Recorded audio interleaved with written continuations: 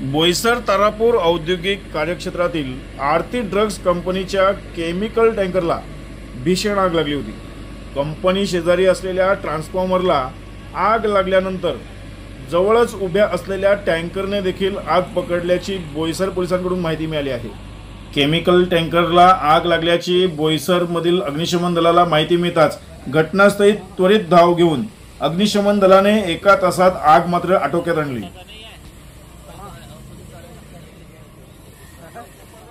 वो आरती टी 150 का माल ले जाके इधर खड़ा किया था। टी 150 का